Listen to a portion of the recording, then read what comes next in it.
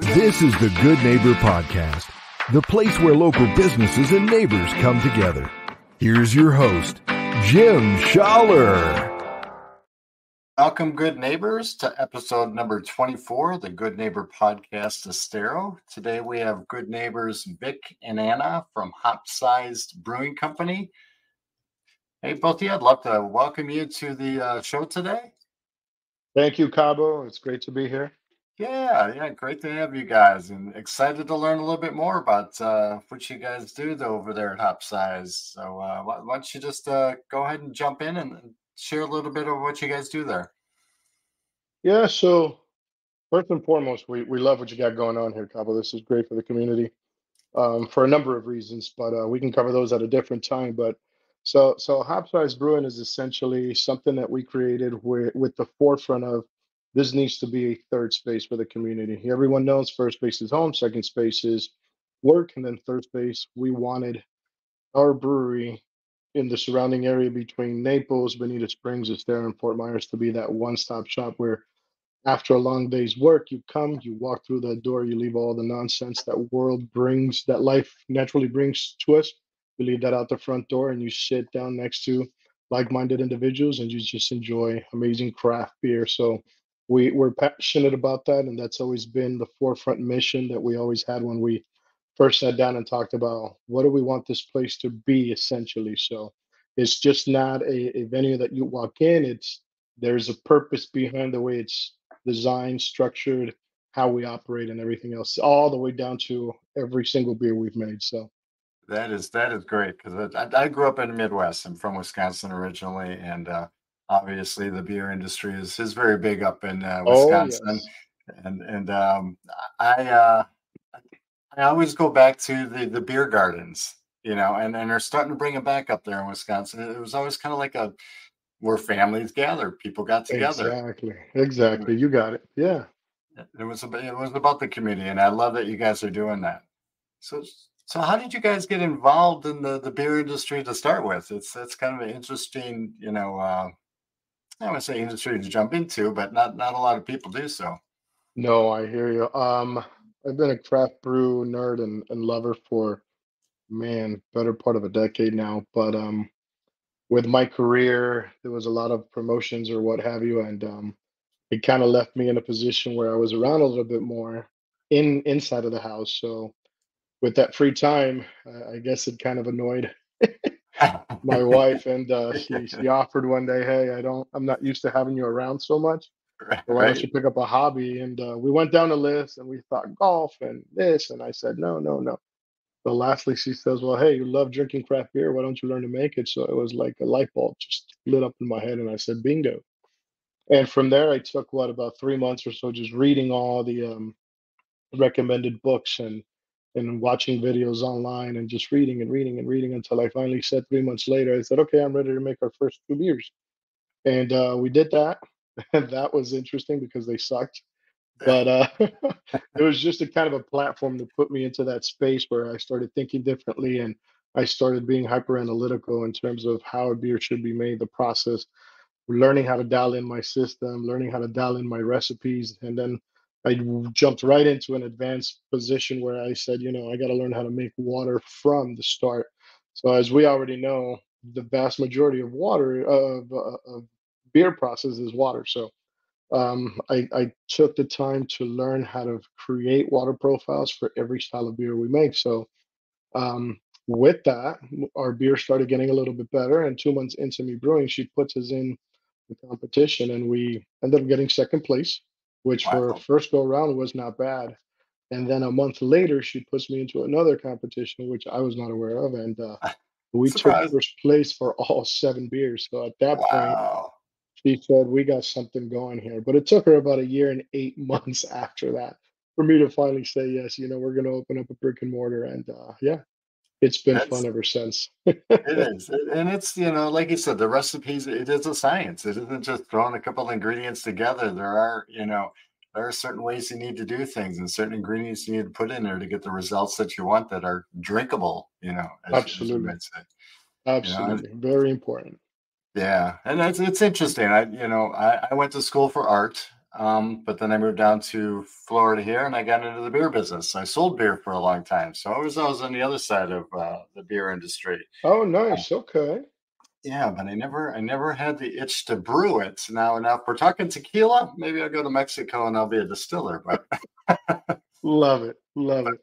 beer, no, I used to love going on the brewery tours. Milwaukee, you had Miller, Pabst, and Slitch, and I would go on those, every week, every month if I could. It got so bad I could probably give the tours myself because I knew them word for word. That is fantastic. That's what you call loyalty. It is. That's what It you call is. It loyalty. is. Yes, I So, love so, it. so I love the beer industry. So the other side of it is we all kind of go through some type of, and you explained some of it, but some type of hardship or challenge along the way that's maybe defined us or put us where we are today, and we're better because of it. Is there something you'd like to share that maybe along those lines? I wouldn't necessarily call it a challenge or a hardship, but there was a lot of learning obstacles that we definitely endured.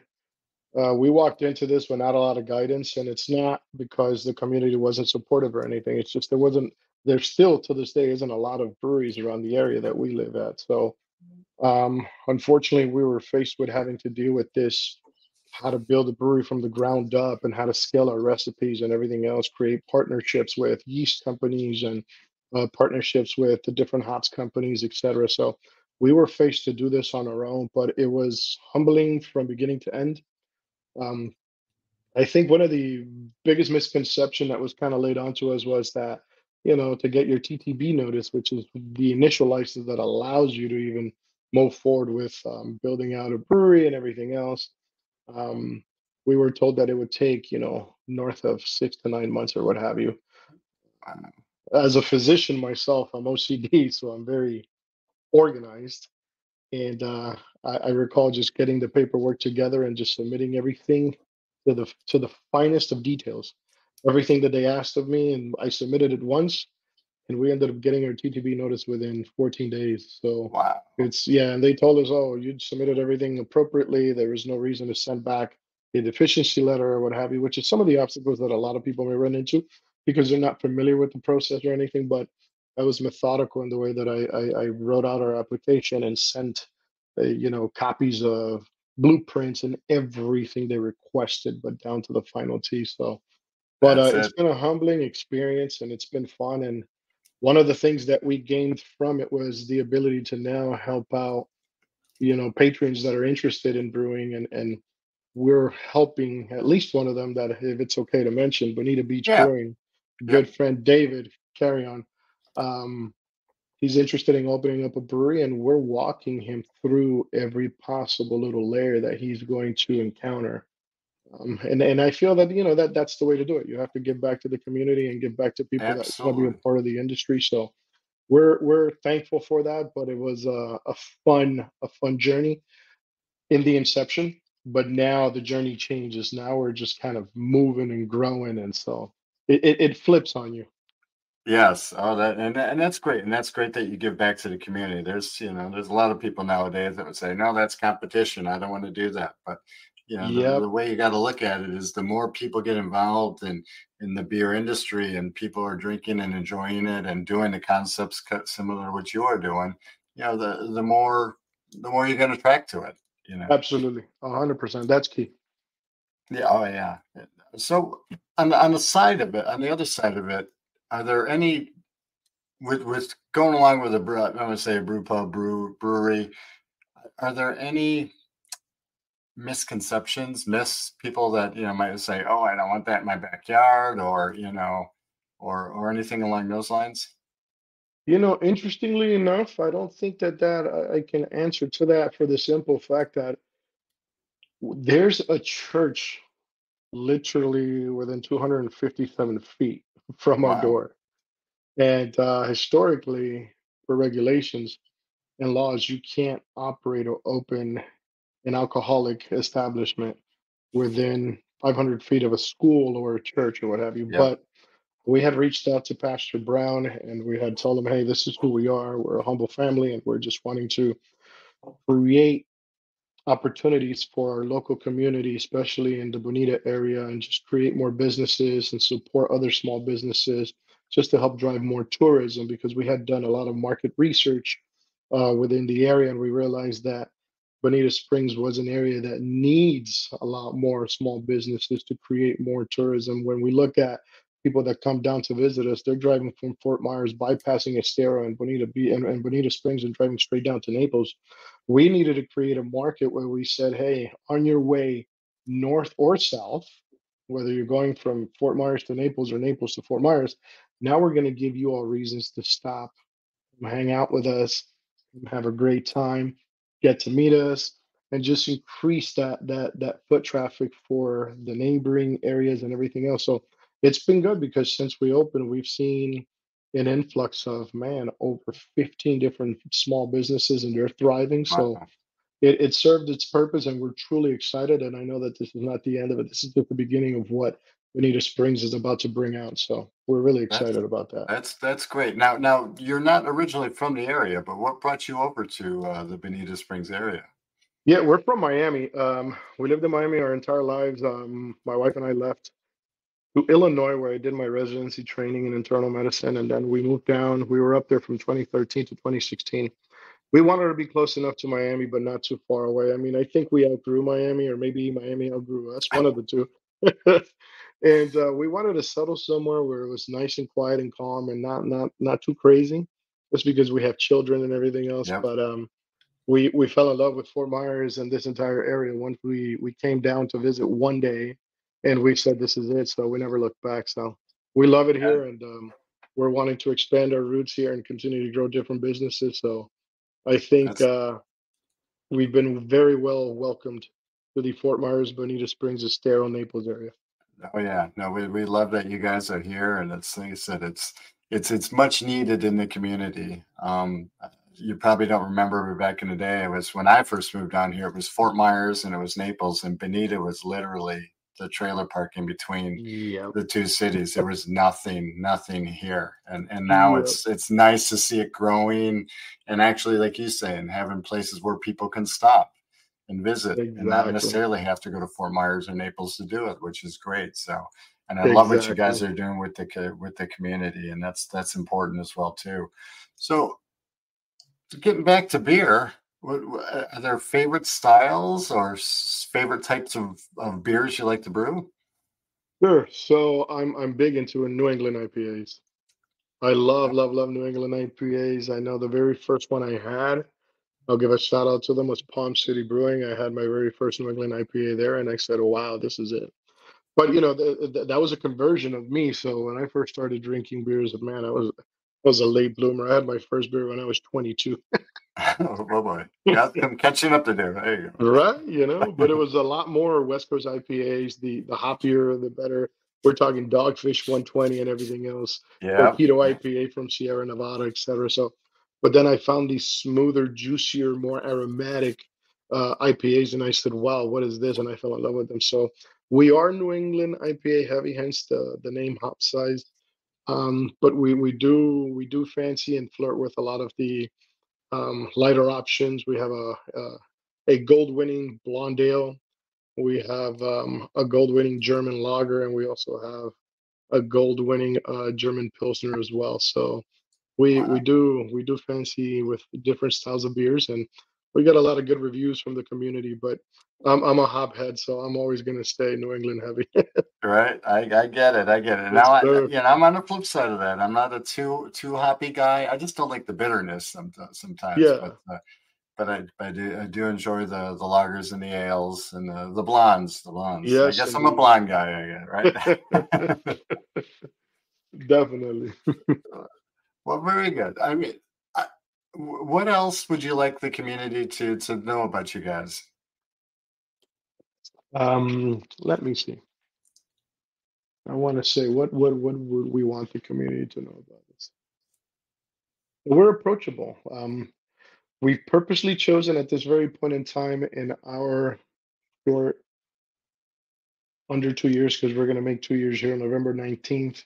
Nice. We've made the decision that for our business model, we want to remain taproom only. We don't want to be out in distribution just yet for the simple fact. Well, I don't want to say just yet because I'm dead on that I don't want to be in distro, period. But I'll tell you the reason why. It's we want people to walk into our tap room. We want to be able to Yep. meet everyone that walks in through that tap room and starts to have a beer and asks about us. We're there almost every single day. Yep. And there's nothing better than to just meet people and have conversations about where you've been in life, where you've gone, breweries you've gone to. You get to hear a little bit about us, and then we just enjoy a nice cold pint about it. It makes it more personable that way. I can't see the win in someone having a beer that they enjoy from us at a restaurant. I never get to hear that. I never get Yep. to hear that direct feedback. I never get to hear their stories and so on and so forth. So it just makes it more personal that way, and we love that face-to-face interaction. So and I think that it drives our business model forward because we're just a family-friendly small business, and we want to continue to bring that out to the community. And we're always inviting, we're always welcoming everybody to come out and have beers with us, and we just love to sit down and talk and meet as many people as we can. And I love that. And I love that. And and being on the flip side of that, being on the distributor side of the business, it's a smart decision on your part. I'll tell you that, because distributors they're overwhelmed with the number of beers they have in their portfolio, and they don't Right. give it the attention like you guys would or would want them to. And I applaud you for Exactly. that. Being from Wisconsin, there's a beer up there called Spotted Cow from Nuclearis Brewing Oh, Company, yes, we know that one. and she will not sell that outside of the state of Wisconsin for that very reason. Is she just doesn't want it outside of Wisconsin. She goes, if you Yeah, want I it, you're love going to it. have to come here to have it. So, Absolutely. I love it. and people do. So that I love that. I love it. I love what you guys are doing. I love what you guys have created, and I look forward to you guys expanding as well. And I think I need a cold one or two, so I need to come visit you real soon. Hey, Gobble, you're welcome any time of the day, brother. Any time of Absolutely, the day. You just I let us know and we'll appreciate. be there with you. I appreciate it. So, how would our listeners get hold of you if they wanted to come and have a few cold ones? There's options. I mean, my wife is the one that drives the marketing side of the operations as well. So she's constantly posting our weekly happenings on social media, be it Facebook, Instagram. She's always adding events as well. On Eventbrite, we have a mega Halloween party coming this coming Saturday, and we're joining forces. This is the second year we do it with five or six different operating neighboring businesses, and it's a trolley. So you jump in, you hop off the bus, hop on.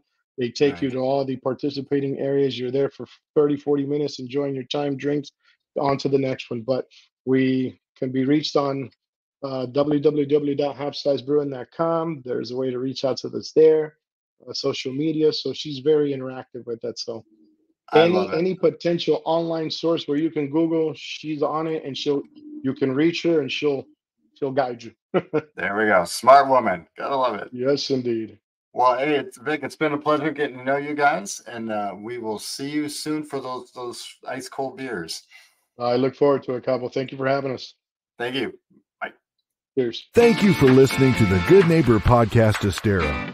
To nominate your favorite local businesses to be featured on the show, go to gnpestero.com.